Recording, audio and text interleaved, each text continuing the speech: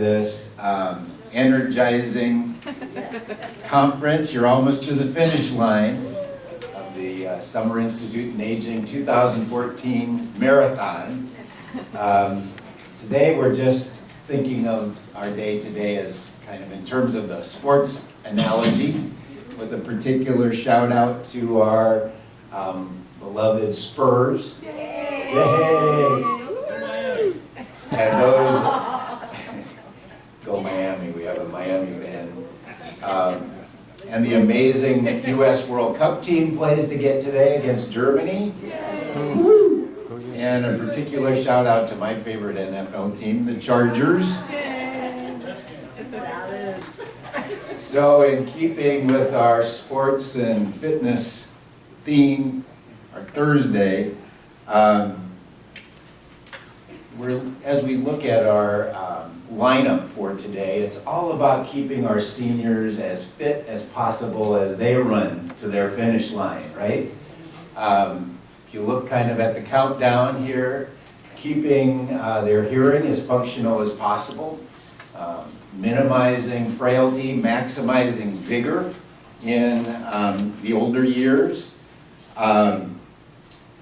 maximizing oral health and cardiac fitness and health, assuring that our seniors are well taken care of by those who are in charge of taking care of them, but keeping them as independent as possible, maximizing their sexual enjoyment through the life course, assuring that what we do is ethical in the care of our seniors, both the healthy seniors and the individuals who are not as healthy, and certainly minimizing infections in our elderly so that they can be as healthy as possible through and to their finish line. So welcome, and the first thing I'm going to do is have Joe Zapata, one of our conference organizers, come up and talk about some of the housekeeping things that you need to know today. Joe.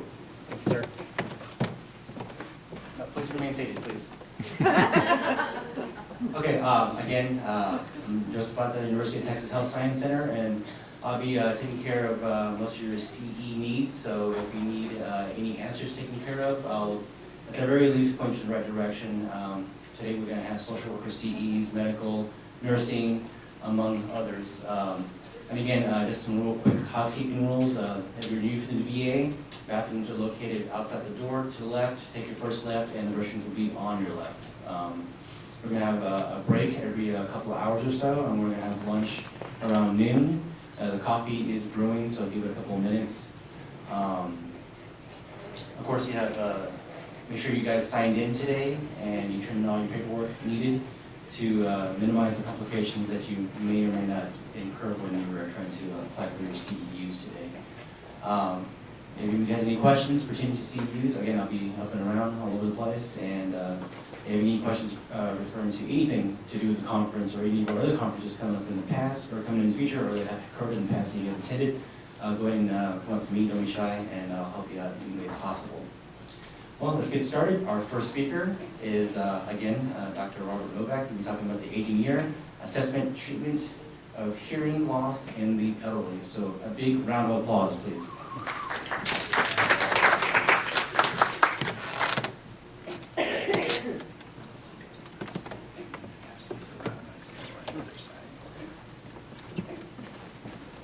Well, it's a pleasure to be here.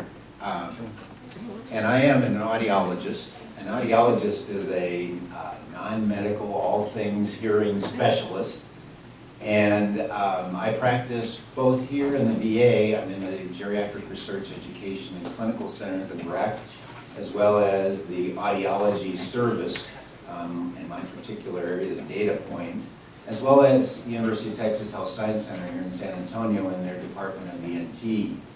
I want to really assure you in terms of the VA Audiology National Healthcare Program, just how wonderful it is. It really is the gold standard for hearing aid delivery to our veterans. And so I just want you to know that audiology is providing an amazing service to our vets across the country. in all areas, particularly in the area of hearing aid delivery and follow-up. They have access to absolutely the best technology that's out there. And the folks that are delivering the services in both audiology and speech pathology, which is my venue, are just very much a caring lot and really have the best interests of their patients at heart, as we all do in the VA system. But from my personal experience in audiology, I can attest to that. Well, today is about hearing, and what's more important than your ability to hear your friends, your family, the waitress at McDonald's, all the things that are important to you. So this is about kind of understanding kind of hearing 101 and understanding some of the things we can do to minimize the effects of hearing loss as we age. Let me just have a quick overview of who are the players in the field of hearing intervention. We have the audiologists, which are typically doctorally prepared now, the Doctor of Audiology, AUD degree. They're licensed, and they see patients everywhere from newborns assessing their hearing to the very old, for both assessment and particularly oral rehabilitation, auditory rehabilitation and intervention. Otolaryngologists are medical ear specialists, MDs with a medical specialty in ear, nose, and throat. Otologists are otolaryngologists who specialize in the ear particularly. Otoneurologists are otolaryngologists who specialize particularly in the neurological portion of the auditory system, the central auditory system. And then the hearing aid dealer, hearing instrument specialists, who are licensed to sell hearing aids. And they have to have a high school education and a license to sell. All right, this issue of hearing loss is really invisible. You really don't know. A person doesn't look hearing impaired. And yet there are over, this slide says 25, we're talking now over 35 million people with significant hearing loss in this country. You don't look hearing impaired, and really individuals who don't have hearing loss really don't understand the problem. And often the person with the hearing loss is truly the last person to know they have the problem, because it's happened over such a long period during their life course. Everybody else realizes it often years before they realize it and acknowledge it. Just some statistics.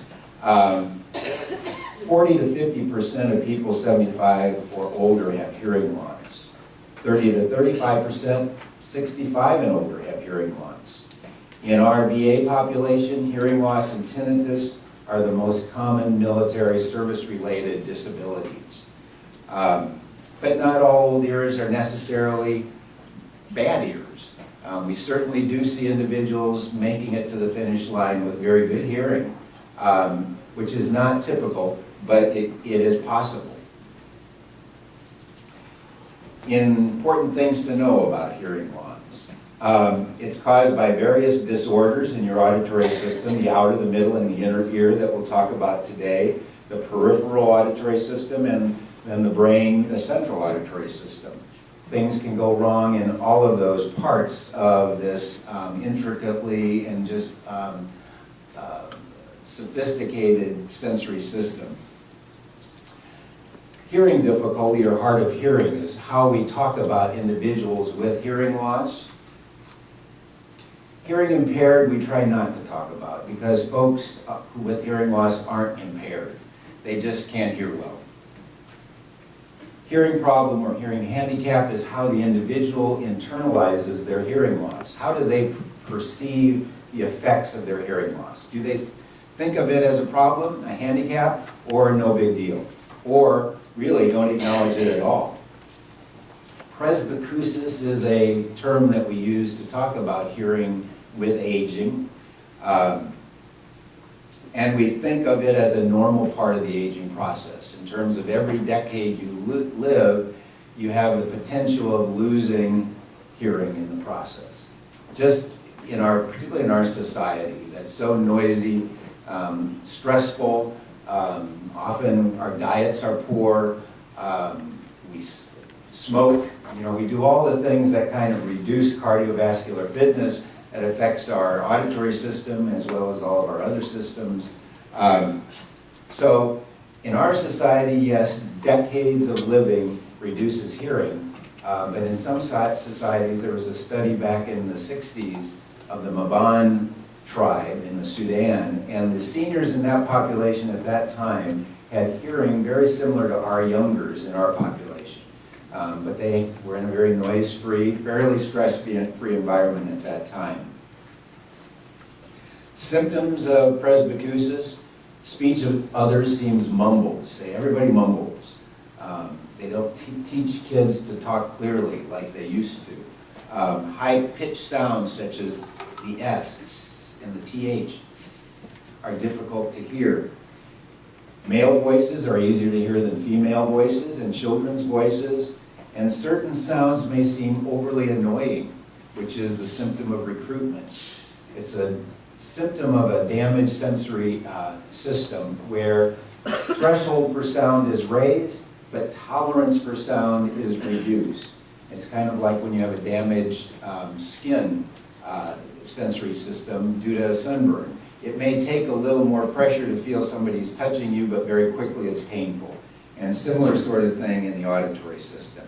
And you may have tinnitus or ringing in your ears. Tinnitus or tinnitus. It's a sensory perception of sound based in your brain with the absence of a sound in the environment. Symptoms of hearing loss: you hear but not understand. You speak too loudly. This is because folks speak at a level where they can hear themselves what they think of as normally. And so very often people with hearing loss are talking like this. And you say, God, they're mad, they're angry. And so you perceive them, their affect is totally different than what it really is a result of. They need sounds to be a little louder to be heard, but not too loud, because then it's hurtful or annoying. They hear sometimes better than others, and particularly hear better when they're in quiet and they see your face and can read your lip cues. When they get in a background of noise, forget it. They might as well go home. They hear much worse in noise, as I said, mostly because the noise interferes with what they can hear, and then they've got hearing loss for the rest of the frequencies that I'll talk about in a little bit. Excessive fatigue at the end of the day. It just takes a lot of work to try to listen through a hearing loss and be engaged with others. Irritable, negative, angry, tense, tired, stressed, depressed. When you think about all of these adjectives, so many things can cause these that people have talked about in the course of our conference. But think hearing and hearing loss first in terms of a way to kind of quickly assess if that's an issue, because it can be directly related to these other symptoms. Avoidance of social situations, withdrawal. They just don't want to be out among folks because they can't follow what they're saying. Reduced alertness, increased risk to personal safety because they don't hear that car coming to their left as they're crossing the street, and they may have reduced vision so they don't see it either. Impaired memory and ability to learn new things, particularly new languages. You just can't learn what you can't hear. Reduced job performance, reduced earning power. We have seniors who need to stay employed, and hearing loss often is what's preventing them from doing that. Diminished psychological and overall health. Just some of the situations our seniors run into. Your partner calls out from upstairs or chatters away in front of a humming refrigerator or running faucet, and your anger surges once again. He should know by now that you won't know what he's saying, or you ask him to repeat himself and he snaps at you. So it's just a no-win situation. A friend invites you to dinner party. You sit in virtual silence all night, unable to hear half of what's being said, tired from trying. You stay home more, isolating yourself and your partner. In the grocery store, you can't hear the soft-spoken checkout clerk. Even after you've asked her to repeat herself, she's looking at you as if you're a half-wit. you're embarrassed, and you just want to leave. People attribute these kinds of mistakes to everything but hearing loss. You're spacey, inattentive, preoccupied, you're senile. For our population, these are symptoms of what we call pseudo-senility, brought on by reduced sensory input, not true senility necessarily. Have you ever felt this way? Have some of the individuals you are working with expressed these kinds of feelings to you? In terms of the effects of unrehabilitated hearing loss, it affects the entire family. It becomes a whole family problem. It adds to all the other stressors that a family's dealing with. Family members start talking around the person with hearing loss because it's just too hard. You're okay.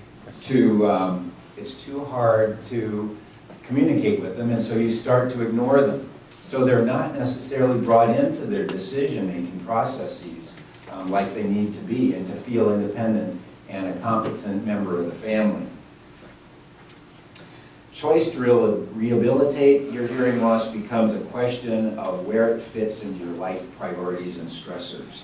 And for most of our seniors, they have other things that they're concerned about, where they're living, their ability to buy food, their ability to buy medicine. And so when you put hearing loss into that context, it can go down the priority scale. You know, I really don't need to hear. You know, we had a patient, we have a teleaudiology practice that we're doing as a innovative program where we're giving hearing aids to seniors. This is out of the VA. This isn't the UT system that we're doing this.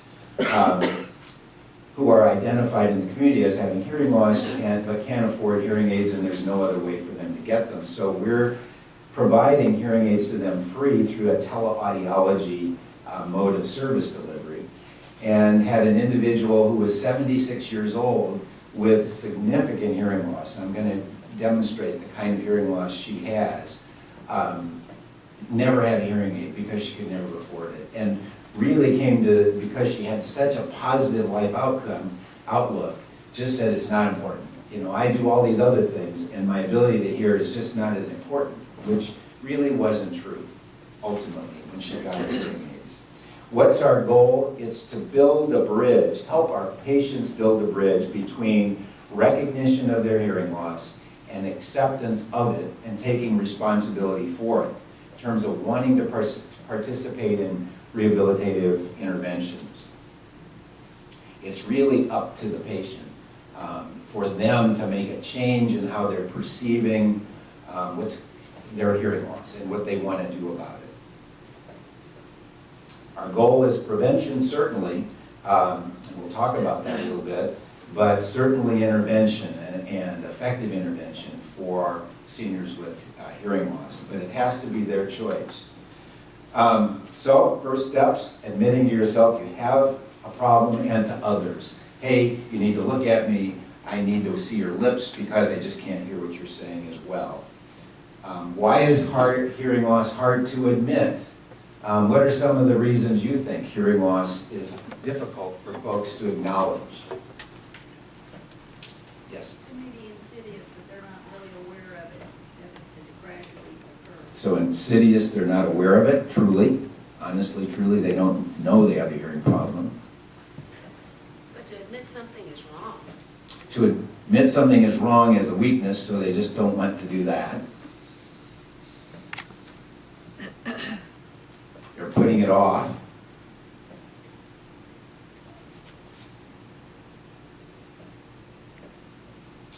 Other people's problems. People mumble, people just don't talk clearly. You know, it's everybody else's problem. Just one little quote here. Who said this? "Forgive me when you see me draw back when I would have gladly mingled with you. My misfortune is doubly painful to me because I am bound to be misunderstood. For me, there can be no relaxation with my fellow men, no refined conversations, no mutual exchange of ideas. I live almost alone, like one who has been banished. I can mix with society only as much as true necessity demands. If I approach near to people, a hot terror seizes upon me, and I fear being exposed to the danger that my condition might be noticed. Who do you think might have said that in that flowery language? Beethoven. So we all know, and he was attributed as being just this angry, mean old guy who had a very significant hearing loss in age. Certainly this one, blindness separates us from things, but deafness separates us from people. Who do you think said that one? She's buried in the National Cathedral. Helen Keller. Hey! And she would know in terms of what she was dealing with. As I said, others cannot take charge of a person's hearing loss. It has to be the individual with the problem saying, I've got a problem and I need help. One of the inventories we have that might be helpful to you all is this 10-item screening. It's called the Hearing Handicap Inventory for Adults or the Elderly. And it gives these various questions and the individual rates yes, sometimes, or no. So it has emotional and social kinds of situations. Emotional example, does a hearing problem embarrass you in meeting new people? Yes would be a 4, sometimes a 2, and a no, 0. Social situation, do you have difficulty hearing or understanding coworkers, clients, customers? For the senior, it would be family members. And again, the scoring is the same. And so you then total up your score. A score of 0 to 8 is no handicap, 10 to 24, mild to moderate, and 26 to 40, severe. So this helps you kind of help the patient quantify. And this depends on them being honest and really being aware that they have a problem. So that's kind of one of the weaknesses. So let's talk about kind of hearing 101. How do we hear? We've got 3 parts to our system, the outer, the middle, and the inner ear. And that's collectively called the peripheral auditory system. The outer ear has the pinna, and it channels sound to the external canal to the eardrum. So that is the outer ear, collectively. We're concerned about, say, cancer lesions, perhaps in our population, so really assessing the outer ear in terms of its health is something that we can do on a daily basis.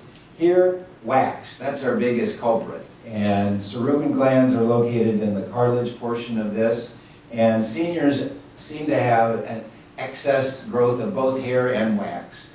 And it may be the wax accumulates particularly just in one ear and the other ear is just fine. So it's something to really look at on a regular basis and clean it out if it's not falling out on its own. Typically, wax dries up and it migrates out, and so it's a natural cleaning process. So what we tell our folks, don't put anything bigger than your elbow in your ears. You have heard that.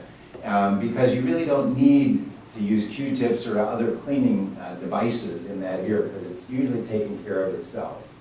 The eardrum, the middle ear space, hammer, anvil, and the stirrup, the 3 bones, and the eustachian tube that goes down to your mouth. This is a real important part of the system in that this should have air in it, and the air pressure should be equal to atmospheric pressure that's out here in the canal. When that's the case, this eardrum has its best movement. When this eustachian tube is sluggish because of muscle weakness, perhaps allergies in seniors that they've developed that they didn't have, as younger adults, this can kind of swell due to kind of an allergic response, and it doesn't open every time a person yawns, chews, or swallows, and it just then enables this to develop a negative pressure, a vacuum, that starts to draw fluid out of that middle ear space and fill it up. So we have a middle ear serous otitis, which then can get infected, and so then you have a middle ear infection. The inner ear is composed of the cochlea, the hearing end organ, and the vestibular system, the balance end organ. And then from there, these hair cells send up first-order auditory neurons via the 8th nerve that go up to the brain. So what happens to sound? It comes from an acoustic signal to a mechanical vibratory signal to a hydromechanical signal. This is filled with fluid, and then stimulates these little sensory cells to send up electrochemical signals or electrical impulses via the eighth nerve up to the brain so you can hear it. So it's a very sophisticated sensory transducer system.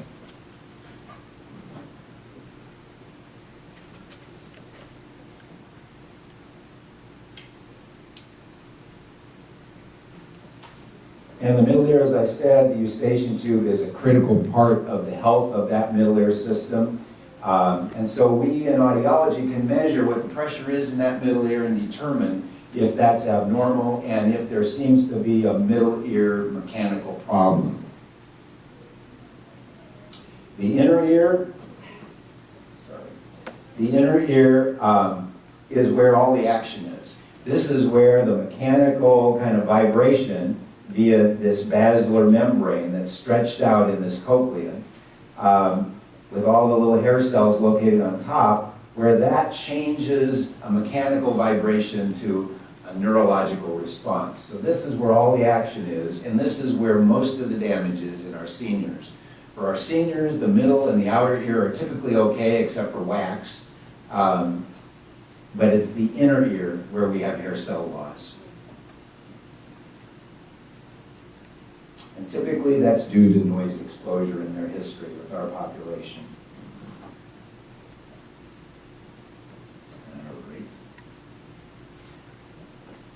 And this is just another shot of the cochlea and this little organ of Corti, which stretches the whole length of this cochlea, where you've got the little sensory cells, and those are the guys that are being destroyed, typically by noise, by illness, by drug, ototoxic drugs, by viral infections. They all contribute. Diabetes certainly is associated with hearing loss in our seniors and in all individuals. And the outer hair cells, the inner hair cells, there's a little membrane into which they are attached on the top, tectoral membrane, and then the basilar membrane. And then these are the little first order auditory neurons that are going up to the brain. And actually you also have neurons that are coming from the brain down to these sensory cells that are helping to refine their tuning, how they respond to sound coming into the ear. Very sophisticated system. This is an example of very healthy sensory cells, and these are cells that have been damaged due to noise exposure. And this may kind of rehydrate and pop back up, but in the majority of cases, they don't. And even when you do have temporary hearing loss due to noise exposure, and you may have these return to somewhat normal function, the auditory system never really recovers in terms of how it's tuning and responding to sound. This is the central auditory system, so we are coming from this inner ear, the organ of Corti, the hearing nerve, and then we're going into the brainstem, and then up the brainstem ultimately to the temporal cortex, where we interpret sound in terms of converting it to language and then associating sound with all the other sensors in our brain and areas in our brain. So, you know, you hear a creak of a stair that reminds you of the creak when you were a child, and the stairs that you used in the house you grew up in, that suddenly evokes the smell of apple pie, and you just have this flood of then sensory and memory experiences, all induced by a sound. Pretty amazing. All right, the audiogram. This is something that you all may see in patients' charts. This is a plot of the softest sounds an individual can hear for different pitches. And these are laid out like notes on a piano. This is the bass, this is the treble, and this is loudness. And the marks represent the softest level at each of these pitches that this person can hear. And if your marks are between 0 and 25, your hearing is within normal limits. And the X's typically are the left ear blue and the right ear red. Everything in audiology, red is right, blue is left. So that individual has what we would say normal hearing across the frequency region for all frequencies tested. And these are called pure tones. Types of hearing loss: conductive is due to pathology in the outer eardrum and middle ear, and typically can be reversed with medication or possibly surgery.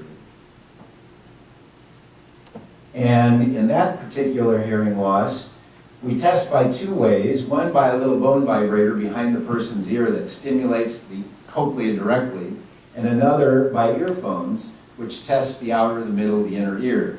And if there's a difference in those two test results, which in this case we see, bone is very normal, air conduction is abnormal. This is called a conductive loss. That sound isn't getting to the cochlea because maybe it's occlusion of wax, maybe it's a hole in the eardrum, maybe it's fluid in the middle ear. Sensory hearing loss: typically air and bone testing are equal, and we have more hearing loss in the higher frequencies. Very typical, and this is pathology in the cochlea, loss of hair cells in the cochlea. This is a very typical noise-induced 4,000 hertz notch that we see with a person who has a history of noise exposure. Neural means that there also is not only sensory damage, but a central auditory system dysfunction. So it may be a reduced number of neural cells in the auditory system, for example. The extreme central auditory deficit would be a stroke, a temporal lesion, temporal lobe stroke, where the patient maybe has normal hearing but can't understand a word that's being said to them. So that would be a receptive aphasia, for example. And you can have mixed hearing loss. So this individual, hearing is worse by air conduction. It's also not normal by bone conduction. But we could perhaps reduce the gap between these two with medical or surgical intervention. So that would be an appropriate ENT otology referral whenever there's a conductive problem in the system in terms of seeing if there's something that can be medically or surgically done about it. And as I said, central auditory system impairment, a stroke.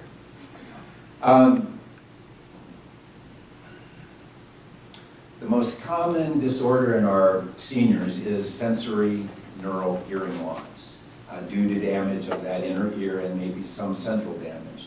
Most of our seniors, the central system is still in pretty good shape. It's that cochlea that has the problem.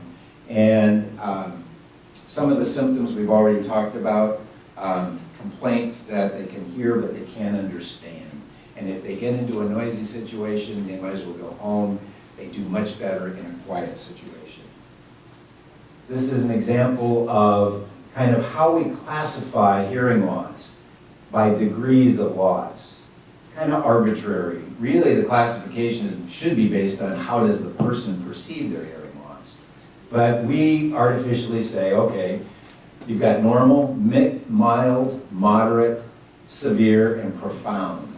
This individual has normal hearing for frequencies 255 and 1,000 hertz. Those three frequencies are normal in both ears.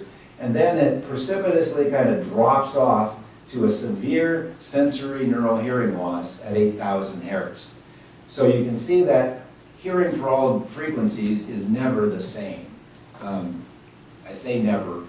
Sometimes it can be, but rarely is it the same for all frequencies. Typically in our folks, hearing loss in the higher frequencies is the norm. That's where it occurs. Typically due to noise exposure. This just gives you an idea of kind of where the speech sounds are on this audiogram. This represents all the speech sounds in kind of normal conversational speech at about 4 feet. And what this says is if a person's hearing loss is in this region, or if it cuts down in this region, they're going to miss everything that's softer than their hearing thresholds. And I'm going to give you an example of what that sounds like. Rustling leaves are up here about 3,000 hertz at 0. So a person with hearing loss down in this region is not going to hear rustling leaves, not going to hear birds chirping, for for example. We do the Ling 6 sound test. We did a very cool video in the GREC that's available on the GREC website and their education and link. And one of the things we talk about in that is kind of how do you assess very quickly if a person has a hearing loss. This is the Ling 6 sound test. You can do it with your patient and say, I just want to see how you're hearing me. Don't watch my face, close your eyes. I'm going to say some sounds and you repeat them back to me. And so you say, ah, ee, oo, sh, s, and you can randomize that presentation level. Say it at a conversational level. If they miss some of those sounds, you know right off that they've got a hearing problem. And typically they're going to miss, which one of those sounds do you think they're going to miss? Shh, s, those high frequency voiceless sibilant sounds. Yep. And this is why, because they've got better hearing in the lows and more hearing in the high frequencies, eliminating their ability to hear those soft, high-pitched sounds. I'm going to play an example here of a hearing loss. And I just want you to see if you can understand what this person is saying. There'll be a test. In the next demonstration, you will experience speech as it would sound if you had some high-frequency hearing loss yourself. You will hear 4 sentences. However, they will not sound normal to you since some of the high-frequency tones have been filtered out. See if you can understand all 4 of the sentences. Here we go. Number 1. Let's let her dance with you. Number 2. Those cookies are delicious. Number 3. How do you spell your name? Number 4. I like the colors on that wrapper. Well, How'd you do? Did you understand any of those?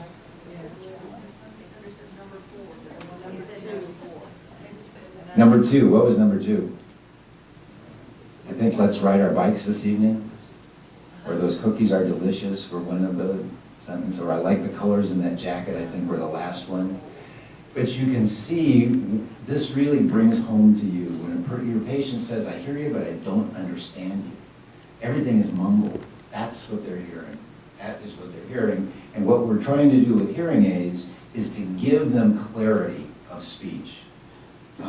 Using a damaged system, but to give them clarity and awareness of particularly those high frequency speech sounds. So they can hear the s on the end of cookies are delicious. They can hear all those sounds that are garbled in this case. All right. Our crusade should be protection of the hearing of our seniors, the protection of their hearing they have left. And really counseling them if they're around loud noise, when they go see the Spurs at their local bar that's very loud, that they take earplugs with them. Or if they go to an event that's loud, that they take earplugs with them. They can get disposable plugs at any of the pharmacies or at the drugstores. They can get preformed plastic plugs are available. For some individuals, these are more comfortable and more effective because they have a hard time keeping these in their ears. And the way that you put these in your ear is you squish them up like a carrot, push them in, let them expand, and then it should create hearing loss. So they should be aware they have a hearing problem. These you can get in the form of musicians' plugs, which provide enough attenuation to help protect the ear, but still enables them to follow conversation and to hear music. So musicians use these a lot. And of course, the big earmuffs for individuals who are intent on using their power tools and their lathes and are mowing the lawn for 3 hours at a time. So this may be a more appropriate kind of hearing protection for them. How do you know when noise is too loud? When you have to shout, raise your voice to maintain conversation at a distance of 3 feet from the person. When conversing in noise is easier when you plug your ears with your fingers, because you're benefiting from the raised voice of the talker and you're not so bothered by the noise. And unfortunately, when you leave the noise, that you may have ringing or a damped or deadened sensation in terms of how people sound to you. That's an indication you've had some temporary, hopefully temporary loss due to that noise exposure. We have 3 levels of communication that we use our hearing for. Communication, understanding speech, obviously, is the most functional aspect of how we use our hearing. Alerting for self-protection, you think of your seniors with significant hearing loss who can't hear if somebody's in their house, if the window's breaking in the back porch. And then keeping us aware or a part of our acoustic environment.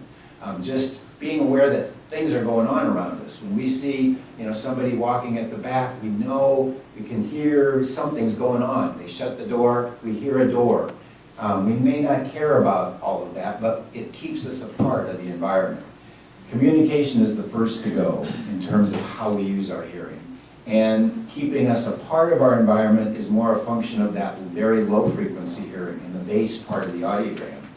And it's that, when the loss of that final use of the hearing that seems to be most devastating for individuals, seniors and everybody else. Because you feel like you're in a bubble and everything's just happening around you, but there's no sensory input in terms of what you're seeing and in terms of that may have a sound associated with it. What should hearing aids do for a patient that you refer to an audiologist? Well, this is just a diagram of a real ear probe measurement that we can take. And this helps us objectify how much amplification the hearing aid is providing at different pitches. This is very important for me to determine how these sophisticated pieces of technology are really functioning at different frequencies. Because what we can do with these hearing aids is we can program them. They're all computer programmable. They're little computers, digital signal processors. And we can program them so we're amplifying where they need it and not amplifying where they don't. Very often a person says, just amplifies everything. It's too loud. I hate it. Well, it may be because it's not programmed to what they need. And it's a matter of just making a measurement and changing the programming. So just say, have you had a real ear probe microphone measurement lately? Ask your audiologist. I'm curious. Yes. So my husband got this new hearing aids, and he says, wait, I've got to adjust it to talk on the phone. And then no, I got to adjust it just for normal speaking. And he's got all these different kinds of, I don't know what he does. Programs. To the hearing aid. Yes. Well, the question was, her husband got new hearing aids, but he's always adjusting it to either the phone or to listening in a noisy situation or listening to music. Yeah. And what he's doing is he has push button control of different programs, which could be used via remote or could be a button on the hearing aid. Yeah. Or most hearing aids now, many hearing aids, more of the higher end hearing aids have the ability to do all that automatically, so that if you put a phone up to the ear, it changes how it's functioning without having to push a button. So my goal, and typically what I'm trying to do with our veterans, is to give them technology that's as automatic as possible, so they don't have to be up there monkeying with their hearing aids. So it just changes the frequency? It changes, yes, the program in terms of how it's responding to sound. So in noise, very often when speech is in noise, what we want to do is have the hearing aid focus more what's in front of the person and then not amplify as much the noise behind them. So that's called the directional mode.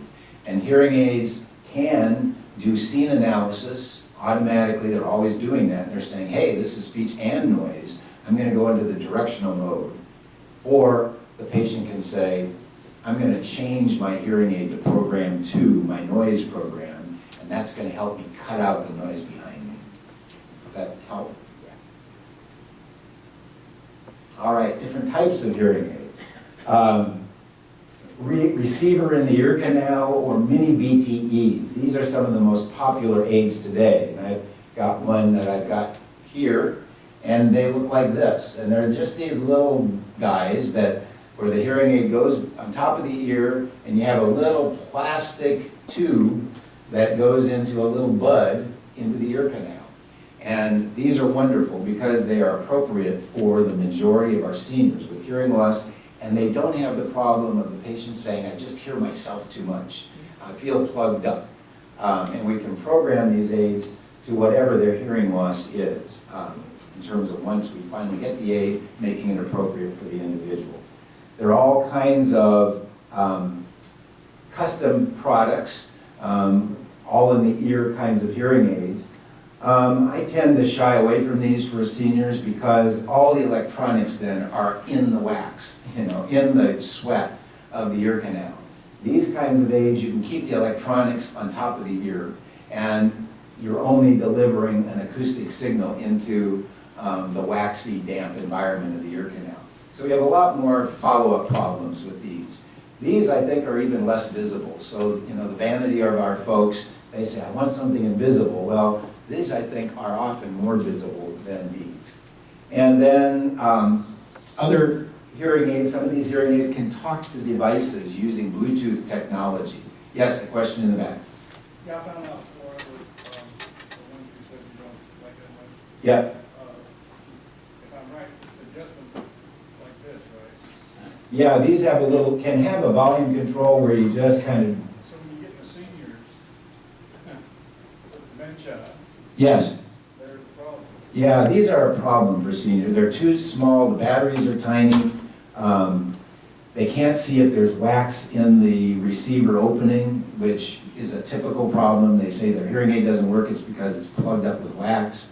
So in terms of maintaining independence, this is just harder for them. Dexterity-wise, they're harder to manipulate. All these kind of cool options using Bluetooth technology are all available through the VA audiology system in terms of hearing aids being able to communicate with a streamer that's communicating with the cell phone. And so the cell phone rings, you answer it on your streamer, and it sends it wirelessly up to both hearing aids, so you hear the phone in both ears. We don't do this with a lot of our patients just because it's something to lose, and it's one more thing for them to have to remember. But sometimes, depending on kind of the abilities of the patient to keep track of all that and the kind of the technology savviness of the patient, we may get more into all of these things. And hearing aids just do amazing things now. They're automatic, they're digital signal processors, as I was saying earlier. They're automatic, they have programs, but you don't necessarily need to do it manually. It can do it automatically. You don't hear feedback in hearing aids anymore. You used to hear hearing aids in, church where somebody's hearing aid was going, and you'd say, why doesn't that person turn that down? Why do you think they don't turn that down? They don't hear it. And so the biggest thing you could have done for that person is come up and say, your hearing aid's squealing. Just to let them know, rather than having everybody look at them like they're offended or perturbed. But now hearing aid, the digital technology, if there is feedback, the hearing aid recognizes it, creates a signal 180 degrees out of phase and cancels it out. So it may exist and be gone because the hearing aid canceled it. There are also implantable devices. I'm just going to talk about this very quickly. Cochlear implants, middle ear implants, bone-anchored hearing aid, or BAHA. You may have heard about all of these. So these are for individuals who can't use traditional digital hearing aids like I've been talking about. These are examples of various kinds of cochlear implants. This has an external unit that looks like a hearing aid. This is the speech processor. It receives sound, turns it into an electrical and then a digital signal, analyzes it according to how the cochlea might analyze it, turns it into an electrical response that then sends it to an array of electrodes that are threaded into that cochlea, that snail shell organism, the organ, the inner ear organ. And so that electrode array is stimulating the first order auditory neurons that then create sound and go to the brain. And we find amazing results with these. In children, we can do these at 12 months of age because we were able to test hearing at birth with kids. And so 12 months or younger with children. I had a VA patient, 82 years old, who's been wearing hearing aids for all of his life, a corner audiogram. So when you remember that audiogram the audiograms I was showing you, all he heard were 250 and 500 hertz at 80 and 90 dB. No hearing for any other frequencies. So he got no benefit from traditional hearing aids. We referred him to Temple, which is the cochlear implant kind of center, assessment center in Austin. And within 4 months, when we talk about VA timetables for time of consult to time of actual service delivery, that was 4 months for this 82-year-old to be assessed and have his implant. And I saw him last week, and he is just a champ with this implant in terms of what he's able to do with it and his ability to hear with the implant. And his wife and he read to each other, they read the Bible to each other in bed at night. You know, it's always training him to better understand or hear or discriminate what he's hearing. So it takes a family support system to really get the best out of these devices, because individuals who first get them say, this is nothing like I thought it was going to be. It sounds like Donald Duck. It sounds mechanical, but if they're full-time daily wearers, within 6 months they're saying, boy, you sound like what I remember you sounding like. It's this, your brain adjusts to this new sensory input, making sense out of it, and voila, you've got a perception that's very much acceptable and like they remember sounding like. Kids, this is just an example of kind of how it looks implanted. There's the electrode in the cochlea, there's the receiver, and then there's the speech processor that's worn behind the ear.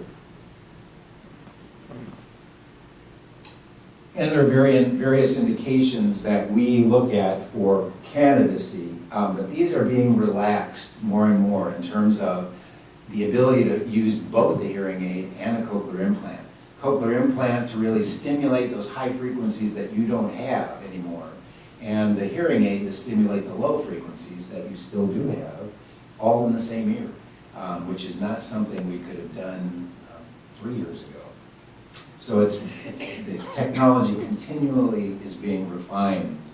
For children, we find amazing results with these kids who are identified, who have profound hearing loss, cannot benefit from traditional hearing aids. With the appropriate parental support, educational support, they can enter school, preschool, with normal language and speech that sounds like you and I. You'd never know that they were deaf, which they are without their implant. Have you ever heard deaf speech? Deaf speech sounds like this. It sounds loud, nasal. You can't really hear clarity in certain speech because they can't do what they can't hear. That's what it sounds like. And so you take an implant off a person who's deaf, who has a very tactile auditory feedback loop, and quickly their speech goes from this to this in seconds. It's amazing in terms of the power of that feedback loop.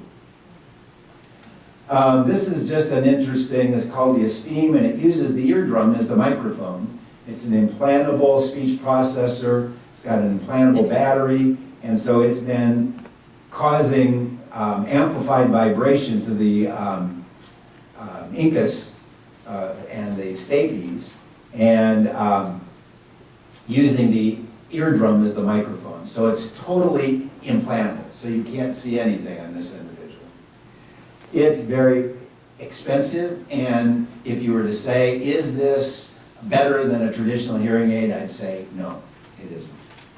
Unless you're a deep sea diver and you want totally implantable system and you're underwater all the time. This is an example of a bone-anchored hearing aid. where there's a little pedestal that's in the temporal bone of the skull, and this system then is vibrating the skull and sending the vibration directly to the cochlea. This is for an individual who has chronic middle ear disease. So they may have a large perforation of their eardrum, draining ears, and they can never wear a typical hearing aid because you can't block the ear canal. So this is an option with great results. This is an example of a bone-anchored hearing aid where there's a strong magnet under the skin. And so the processor then, just like a refrigerator, it also has a magnet, attaches right to it. These are different kinds of assistive devices for your patients. I want to point out the Comfort Duet. And this is one that's available through prosthetics, also the Pocket Talker. So for your patients who can't hear, don't want hearing aids, you can help them with a Comfort Duet in terms, and we've been passing around this for you to listen to. And it's just an amplifier. What you do is you place it on their ears, you turn it on at 0, and then you gradually adjust the volume at talking to them until it's comfortable for them. And then you use that during your service delivery. So if you're doing home visits, anytime you're doing patient care with an individual who has hearing loss, who just can't follow what you're saying, pull this out of your bag and use it. And they have disposable little ear covers so that you can maintain the cleanliness from one patient to the next. The biggest thing to help your patients understand is that they can help others help them. So just say, oh, please don't talk to me and turn away and walk away. It really helps if I can see your lips. Please don't talk to me from another room, or talk into the refrigerator when we're in the kitchen. I just need to see your face. It's going to make it easier on both of us. Call my name when you start to talk to me so I know you were talking to me and not to somebody else. And then I can focus on what you're saying. And reduce the noise in the environment as much as possible. And so these are just the do's and don'ts. And for you all using clear speech, what is that? It's talking a little slower, a little louder, and in shorter sentences. So you can allow the individual with hearing loss to catch up in their processing. It's just good for everybody. Hearing aids aren't covered by Medicare. My goal is to replicate the gold standard VA hearing aid delivery system with Medicare, so that we have the ROSE order system in the VA. I'd like to create the MROSE, the Medicare ROSE system, remote order system, where hearing aids, there's a basic level, high quality level of technology that's available through volume discount at low unit pricing to Medicare, and they can pass that on then as a benefit to Medicare recipients. And we just don't have that. But we have the technology that can create great outcomes. We have the follow-up intervention with audiologists that can assure good use. So we're at a different time in Medicare in terms of their reconsideration of whether we should do this or not, because there's no reason not to at this point, other than there's a lot of people who are going to stand in line wanting hearing aids, and that's certainly what they're concerned about. But I'd like to replicate what we're doing in the VA, in the public sector. All right. The biggest thing that seniors can do is just accept their hearing loss, be open with others they have it, the fact that they're using hearing aids, and be willing to be educators to their friends who say, tell me about that hearing aid you're wearing, or why, yesterday you weren't able to follow what I'm saying, today you can, what happened? Well, you got a hearing aid. Well, tell me about it, kind of helping them become educators, because we need it. All right, that's it. And this, go Chargers.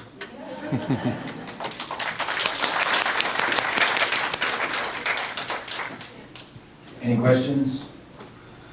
One real quick question, yep. You mentioned briefly on diabetes and hearing issues.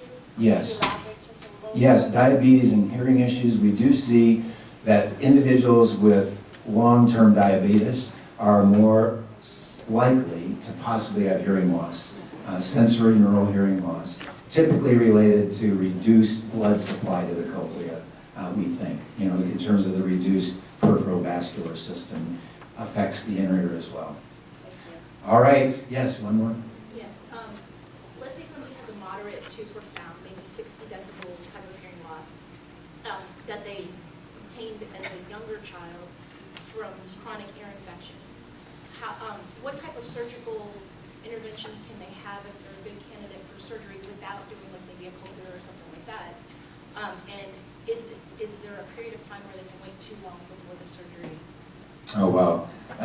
Long question, and it was maybe not enough time to answer it, but it was, what if you have a child who had chronic middle ear disease with residual conductive hearing loss? What can be done for that individual? It really depends on what damage has been done to those ossicles, and even the inner ear can have some damage for long-term middle ear disease. So it really depends on all of that in terms of if there is a surgical good prognosis, if hearing aids are the best way to go. And can you wait too long? Well, you know, with kids, it's so important for them to hear in the first 3 years of life. And traditionally, we missed hearing loss in those years. Now we can pick it up. So every state in the union has mandatory hearing screening as a newborn before they leave the hospital. So we can identify these kids, follow up to see if they really have a hearing problem, because that may change in the follow-up testing, and then get intervention by 6 months of age is our goal. And so there's a window there, yes. The longer you wait, and if hearing loss is in a child, the longer it exists there without intervention, then the poorer the prognosis that they're going to catch up language and speech-wise. So the important thing is to get them hearing. And usually that is a hearing aid initially, and then consideration of a possible medical surgical intervention. All right, that's it. Our next person in the dugout and ready to come on deck here is Dr. Sarah Espinosa to talk about frailty.